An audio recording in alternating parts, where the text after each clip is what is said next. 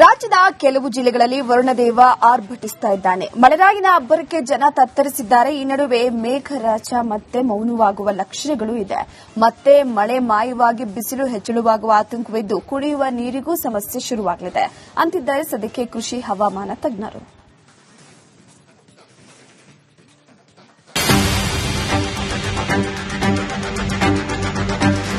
ರಾಜ್ಯದಲ್ಲಿ ಒಂದ್ ಕಡೆ ಭೀಕರ ಬರ ಆವರಿಸಿದೆ, ಮತ್ತೊಂದ್ ಕಡೆ ಬಿಟ್ಟು ಬಿಟ್ಟು ಮಳೆರಾಯ ಅಬ್ಬರಿಸ್ತಾ ಇದ್ದಾರೆ. ಜನರ ಮೇಲೆ ಜೂನ್ ಜುಲೈಯಲ್ಲಿ ಮಳೆ ಬರದ ಬರೆಯನ್ನ ಎಳೆದಿತ್ತು. ಆದರೆ ಇದೀಗ ಮಳೆರಾಯ ಆರ್ಭಟ ಜೋರಾಗಿ ಚೇತರಿಕೆ ಕಂಡು ಬಂದಿದ್ರೆ ಮಳೆ ಕಡಿಮೆಯಾಗುವುದಕ್ಕೆ ಕಾರಣ ಆಗಿದ್ದ ಎಲ್ ನಿನೋ ಮತ್ತೆ ಪ್ರಬಲವಾಗಿ ಮಳೆಯ ಮೇಲೆ ಎಫೆಕ್ಟ್ ನೀಡುವ ಆತಂಕ ಎದುರಾಗಿದೆ. ರಾಜ್ಯದಲ್ಲಿ ಮತ್ತೆ ಕೈ ಕೊಡಲಿದೆ ಮಳೆ. ಕುಡಿಯುವ ನೀರಿಗೆ ಶುರುವಾಗಲಿದೆ ಸಂಕಷ್ಟ. ಹಿಂಗಾರು ಮಳೆಗೆ ಎಲ್ ನಿನೋ ಎಫೆಕ್ಟ್ ಭೀತಿ. ಈಗಾಗಲೇ ರಾಜ್ಯದಲ್ಲಿ 31% ಮಳೆಯ ಕೊರತೆ ಉಂಟಾಗಿದೆ. ಇನ್ನು ಹಿಂಗಾರು ಮಳೆ ಬಂದ್ರೆ ಸ್ವಲ್ಪ ರಾಜ್ಯ ಚೇತರಿಸುವುದು ಜೊತೆಗೆ ಹಿಂಗಾರು ಬೆಳೆ ಬೆಳೆಯುವುದಕ್ಕೆ ಸಹಾಯ ಆಗಲಿದೆ. ಆದರೆ ಎಲ್ ನಿನೋ ಎಫೆಕ್ಟ್ ಪ್ರಬಲ ಆಗ್ತಾನೆ ಇರೋದು ಮುಂದಿನ ದಿನಗಳಲ್ಲಿ ಹಿಂಗಾರು ಮಳೆಯ ಮೇಲೂ ಪರಿಣಾಮ ಬೀರುವ ಭೀತಿ ಶುರುವಾಗಿದೆ. ರಾಜ್ಯದಲ್ಲಿ ಮಳೆ ಇಲ್ಲದೆ ಕೃಷಿ ಚಟುವಟಿಕೆಗಳು ಕುಂಠಿತ ಆಗಿದೆ. ಹೀಗಾಗಿ ಅನೇಕ ರೈತರು ಹಿಂಗಾರು ಬೆಳೆಯ ಮಾಡೋದಕ್ಕೆ ನಿರ್ಧಾರ ಮಾಡಿದ್ದಾರೆ. ಆದರೆ ಮುಂಗಾರು ಮಳೆಗೆ ಸಮಸ್ಯೆ ನೀಡಿದ್ದ ಎಲ್ ನಿನೋ ಮತ್ತಷ್ಟು ಪ್ರಬಲವಾಗುವ ಸಾಧ್ಯತೆ ಹೆಚ್ಚಳವಾಗಿದೆ. ಸೊ ಈ ಎಲ್ ನಿನೋ ಒಂದು ಪರಿಣಾಮದ ಕಾರಣದಿಂದ ದೇಶಾದ್ಯಂತ ಮಳೆ ಕೊರತೆ ಆಗಿರೋದ್ರ ಜೊತೆಗೆ ಕರ್ನಾಟಕ ರಾಜ್ಯವನ್ನ ತಾವು ಗಮನಿಸಿಕೊಂಡು ನೋಡೋದಾದ್ರೆ ಕರ್ನಾಟಕ ರಾಜ್ಯದಲ್ಲಿ ಈವರೆಗೆ ನಮಗೆ ಸುಮಾರು 31% ಅಷ್ಟು ಒಟ್ಟಾರೆ ಮಳೆ ಕೊರತೆಯನ್ನು ನಾವು ನೋಡ್ತಾ ಇದ್ದೀವಿ ಆಕ್ಚುಲಿ.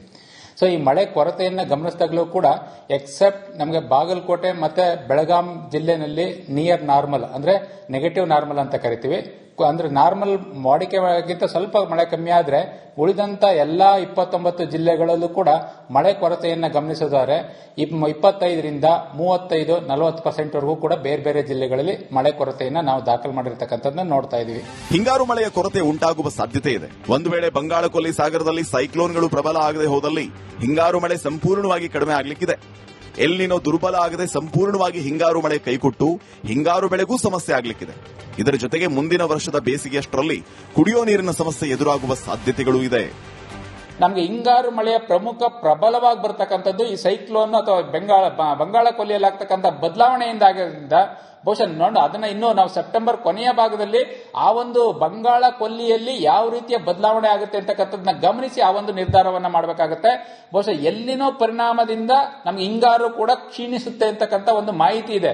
ಆದ್ರೆ ಈ ಡಿಪ್ರೆಷನ್ ಅಥವಾ ಸೈಕ್ಲೋನ್ಗಳು ಬೇ ಆಫ್ ಬೆಂಗಾಲಲ್ಲಿ ಏನಾದ್ರು ಉತ್ತಮಗೊಂಡ್ರೆ ಪ್ರಬಲಗೊಂಡ್ರೆ ಆ ಸಂದರ್ಭದಲ್ಲಿ ನಮ್ಗೆ ಒಂದಿಷ್ಟು ಮಳೆಯನ್ನ ನಮಗೆ ಸೈಕ್ಲೋನ್ ನ ಮುಖಾಂತರ ತಲುಪಿಸಲಿಕ್ಕೆ ಸಾಧ್ಯ ಆಗುತ್ತೆ. ಒಟ್ನಲ್ಲಿ ರಾಜ್ಯದ ಮಳೆ ಮತ್ತೆ ಕೈಕೊಡುವ ಆತಂಕ ಎದುರಾಗಿದ್ದು ಎಲ್ ನಿನೋ ಎಫೆಕ್ಟ್ ಇದೇ ರೀತಿ ಮುಂದುವರೆದ್ರೆ ಕುಡಿಯೋ ನೀರಿಗೂ ಸಮಸ್ಯೆ ಎದುರಾಗುವುದಂತೂ ಸುಳ್ಳಲ್ಲ. ರಾಜ್ಯದ ಕೆಲವು ಜಿಲ್ಲೆಗಳಲ್ಲಿ ವರುಣದೇವ ಆರ್ಭಟಿಸ್ತಾ ಇದ್ದಾನೆ. ಮಳೆರಾಯಿನ ಅಬ್ಬರಕ್ಕೆ ಜನ ತತ್ತರಿಸಿದ್ದಾರೆ. ಈ ನಡುವೆ ಮೇಘರಾಜ ಮತ್ತೆ ಮೌನವಾಗುವ ಲಕ್ಷಣಗಳು ಇದೆ. ಮತ್ತೆ ಮಳೆ ಮಾಯವಾಗಿ ಬಿಸಿಲು ಹೆಚ್ಚಳವಾಗುವ ಆತಂಕವಿದ್ದು ಕುಡಿಯುವ ನೀರಿಗೂ ಸಮಸ್ಯೆ ಶುರುವಾಗಲಿದೆ ಅಂತಿದ್ದಾರೆ ಸದ್ಯಕ್ಕೆ ಕೃಷಿ ಹವಾಮಾನ ತಜ್ಞರು.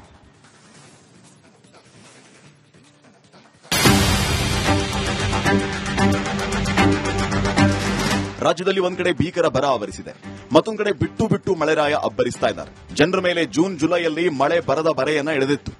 ಆದರೆ ಇದೀಗ ಮಳೆರಾಯ ಆರ್ಭಟ ಜೋರಾಗಿ ಚೇತರಿಕೆ ಕಂಡು ಬಂದಿದ್ರೆ ಮಳೆ ಕಡಿಮೆಯಾಗುವುದಕ್ಕೆ ಕಾರಣ ಆಗಿದ್ದ ಎಲ್ ನಿನೋ ಮತ್ತೆ ಪ್ರಬಲವಾಗಿ ಮಳೆಯ ಮೇಲೆ ಎಫೆಕ್ಟ್ ನೀಡುವ ಆತಂಕ ಎದುರಾಗಿದೆ. ರಾಜ್ಯದಲ್ಲಿ ಮತ್ತೆ ಕೈ ಕೊಡಲಿದೆ ಮಳೆ. ಕುಡಿಯುವ ನೀರಿಗೆ ಶುರುವಾಗಲಿದೆ ಸಂಕಷ್ಟ. ಹಿಂಗಾರು ಮಳೆಗೆ ಎಲ್ ನಿನೋ ಎಫೆಕ್ಟ್ ಭೀತಿ. ಈಗಾಗಲೇ ರಾಜ್ಯದಲ್ಲಿ 31% ಮಳೆಯ ಕೊರತೆ ಉಂಟಾಗಿದೆ. ಇನ್ನು ಹಿಂಗಾರು ಮಳೆ ಬಂದ್ರೆ ಸ್ವಲ್ಪ ರಾಜ್ಯ ಚೇತರಿಸುವುದು ಜೊತೆಗೆ ಹಿಂಗಾರು ಬೆಳೆ ಬೆಳೆಯುವುದಕ್ಕೆ ಸಹಾಯ ಆಗಲಿದೆ.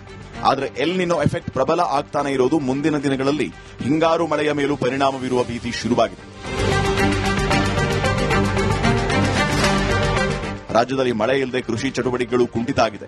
ಹೀಗಾಗಿ ಅನೇಕ ರೈತರು ಹಿಂಗಾರು ಬೆಳೆಯ ಮಾಡೋದಕ್ಕೆ ನಿರ್ಧಾರ ಮಾಡಿದ್ದಾರೆ. ಆದರೆ ಮುಂಗಾರು ಮಳೆಗೆ ಸಮಸ್ಯೆ ನೀಡಿದ್ದ ಎಲ್ ನಿನೋ ಮತ್ತಷ್ಟು ಪ್ರಬಲವಾಗುವ ಸಾಧ್ಯತೆ ಹೆಚ್ಚಳವಾಗಿದೆ. ಸೊ ಈ ಎಲ್ ನಿನೋ ಒಂದು ಪರಿಣಾಮದ ಕಾರಣದಿಂದ ದೇಶಾದ್ಯಂತ ಮಳೆ ಕೊರತೆ ಆಗಿರೋದ್ರ ಜೊತೆಗೆ ಕರ್ನಾಟಕ ರಾಜ್ಯವನ್ನ ತಾವು ಗಮನಿಸಿಕೊಂಡು ನೋಡೋದಾದ್ರೆ ಕರ್ನಾಟಕ ರಾಜ್ಯದಲ್ಲಿ ಈವರೆಗೆ ನಮಗೆ ಸುಮಾರು 31% ಅಷ್ಟು ಒಟ್ಟಾರೆ ಮಳೆ ಕೊರತೆಯನ್ನು ನಾವು ನೋಡ್ತಾ ಇದ್ದೀವಿ ಆಕ್ಚುಲಿ.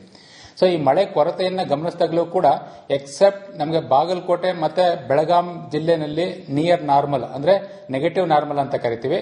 ಅಂದ್ರೆ ನಾರ್ಮಲ್ ವಾಡಿಕೆಗಿಂತ ಸ್ವಲ್ಪ ಮಳೆ ಕಮ್ಮಿ ಆದ್ರೆ ಉಳಿದಂತ ಎಲ್ಲಾ 29 ಜಿಲ್ಲೆಗಳಲ್ಲೂ ಕೂಡ ಮಳೆ ಕೊರತೆಯನ್ನ ಗಮನಿಸಿದರೆ 25ರಿಂದ 35-40% ವರೆಗೂ ಕೂಡ ಬೇರೆ ಬೇರೆ ಜಿಲ್ಲೆಗಳಲ್ಲಿ ಮಳೆ ಕೊರತೆಯನ್ನ ನಾವು ದಾಖಲು ಮಾಡಿರ್ತಕ್ಕಂಥದ್ದನ್ನ ನೋಡ್ತಾ ಇದೀವಿ. ಹಿಂಗಾರು ಮಳೆಯ ಕೊರತೆ ಉಂಟಾಗುವ ಸಾಧ್ಯತೆ ಇದೆ. ಒಂದು ವೇಳೆ ಬಂಗಾಳಕೊಲ್ಲಿ ಸಾಗರದಲ್ಲಿ ಸೈಕ್ಲೋನ್ಗಳು ಪ್ರಬಲ ಆಗದೆ ಹೋದಲ್ಲಿ ಹಿಂಗಾರು ಮಳೆ ಸಂಪೂರ್ಣವಾಗಿ ಕಡಿಮೆ ಆಗಲಿಕ್ಕಿದೆ. ಎಲ್ಲಿನೋ ದುರ್ಬಲ ಆಗದೆ ಸಂಪೂರ್ಣವಾಗಿ ಹಿಂಗಾರು ಮಳೆ ಕೈಕೊಟ್ಟು ಹಿಂಗಾರು ಬೆಳೆಗೂ ಸಮಸ್ಯೆ ಆಗಲಿಕ್ಕಿದೆ. ಇದರ ಜೊತೆಗೆ ಮುಂದಿನ ವರ್ಷದ ಬೇಸಿಗೆಯಷ್ಟರಲ್ಲಿ ಕುಡಿಯೋ ನೀರಿನ ಸಮಸ್ಯೆ ಎದುರಾಗುವ ಸಾಧ್ಯತೆಗಳೂ ಇದೆ. ನಮಗೆ ಹಿಂಗಾರು ಮಳೆಯ ಪ್ರಮುಖ ಪ್ರಬಲವಾಗಿ ಬರ್ತಕ್ಕಂಥದ್ದು ಈ ಸೈಕ್ಲೋನ್ ಅಥವಾ ಬಂಗಾಳ ಕೊಲ್ಲಿಯಲ್ಲಿ ಆಗ್ತಕ್ಕಂಥ ಬದಲಾವಣೆಯಿಂದ ಬಹುಶಃ ಅದನ್ನ ಇನ್ನು ನಾವು ಸೆಪ್ಟೆಂಬರ್ ಕೊನೆಯ ಭಾಗದಲ್ಲಿ ಆ ಒಂದು ಬಂಗಾಳ ಕೊಲ್ಲಿಯಲ್ಲಿ ಯಾವ ರೀತಿಯ ಬದಲಾವಣೆ ಆಗುತ್ತೆ ಅಂತಕ್ಕಂಥದ್ದನ್ನ ಗಮನಿಸಿ ಆ ಒಂದು ನಿರ್ಧಾರವನ್ನ ಮಾಡಬೇಕಾಗುತ್ತೆ. ಬಹುಶಃ ಎಲ್ಲಿನೋ ಪರಿಣಾಮದಿಂದ ನಮ್ಗೆ ಹಿಂಗಾರು ಕೂಡ ಕ್ಷೀಣಿಸುತ್ತೆ ಅಂತಕ್ಕಂಥ ಒಂದು ಮಾಹಿತಿ ಇದೆ. ಆದ್ರೆ ಈ ಡಿಪ್ರೆಷನ್ ಅಥವಾ ಸೈಕ್ಲೋನ್ಗಳು ಬೇ ಆಫ್ ಬೆಂಗಾಲ್ ಅಲ್ಲಿ ಏನಾದ್ರು ಉತ್ತಮಗೊಂಡ್ರೆ ಪ್ರಬಲಗೊಂಡ್ರೆ ಆ ಸಂದರ್ಭದಲ್ಲಿ ನಮ್ಗೆ ಒಂದಿಷ್ಟು ಮಳೆಯನ್ನ ನಮಗೆ ಸೈಕ್ಲೋನ್ ನ ಮುಖಾಂತರ ತಲುಪಿಸಲಿಕ್ಕೆ ಸಾಧ್ಯ ಆಗುತ್ತೆ. ಒಟ್ನಲ್ಲಿ ರಾಜ್ಯದ ಮಳೆ ಮತ್ತೆ ಕೈಕೊಡುವ ಆತಂಕ ಎದುರಾಗಿದ್ದು ಎಲ್ ನಿನೋ ಎಫೆಕ್ಟ್ ಇದೇ ರೀತಿ ಮುಂದುವರೆದ್ರೆ ಕುಡಿಯೋ ನೀರಿಗೂ ಸಮಸ್ಯೆ ಎದುರಾಗುವುದಂತೂ ಸುಳ್ಳಲ್ಲ.